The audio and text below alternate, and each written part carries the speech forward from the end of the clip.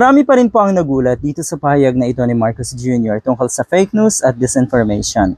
Pero yun nga, hindi na rin naman to bago. Kung naaalala niyo po, nung nasa Malacanang pa ang dating press secretary na si Trixie Cruz Angeles, nagplano na po yung mga yan na magbuo ng isang ahensya para nga labanan ng fake news at disinformation. At hindi yun nag-work out. Bakit? Siguro naisip nila, abay mahirap itong gagawin natin. Dahil ang kakalabanin daw nila ay ang sarili nila. 'Di ba? As if naman hindi niyo alam kung saan ang galing ang fake news. As if naman kayo dyan sa Malacanang ay hindi niyo alam kung sino ang mga pasimuno ng fake news. Hindi ba? Por Diyos por Santo, 'di ba? Ayan, hindi yun natuloy. Pero yun nga, meron na namang bagong pahayag itong si Marcos Jr. tungkol di umano sa campaign na ito para labanan ang disinformation. Yon, uulit-ulitin ko. Sarili nyo na naman po ang kalaban nyo dito sa plano nyo na ito. O, ang hirap niyan. Napakahirap. Napakahirap kalaban ang sarili nyo. Okay? Totoo yon. Sa buhay natin, kung meron tayong kalaban na pinakamatinding kalaban, yun po ay ang mga sarili natin. Alright? So, hindi sigurado to seryoso ng payag na ito ni Marcos Jr.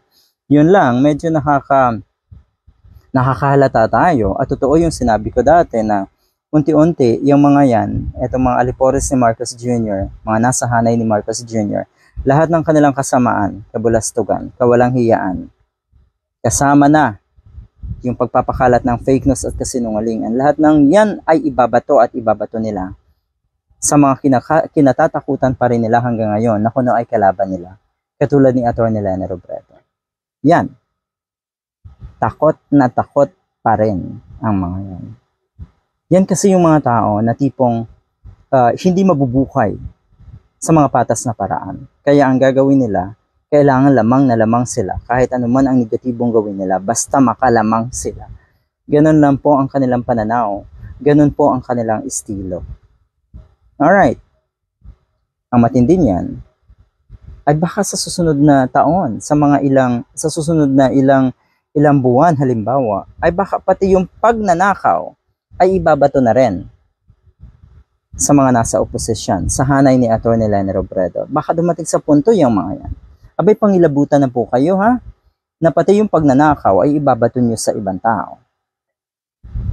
Tingnan natin ha, we all hear about fake news. We all hear that the entire campaign, I've heard this in reference to somebody I know, that their entire campaign was based on fake news. Everything that they said on the internet was fake news. Yon. At sino etong mga nagpapakalat na ito ng fake news? Mga pulahan po na nasa social media. Talaga lang po na hindi kayo pinangilabutan dito sa sinabi nyo na ito. Ay matindi.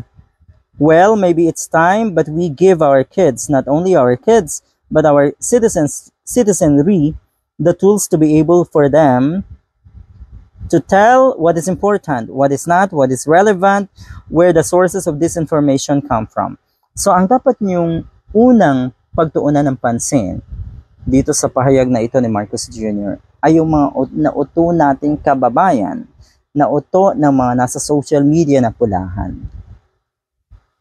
Ulitin ko as if naman hindi niyo alam kung sino ang pasimuno ng fake news. As if naman hindi niyo alam kung sino ang nakinabang sa mga fake news laban kay Atty. Leni Robredo at sa mga propaganda ng nasa Malacanang ngayon. 'Di ba?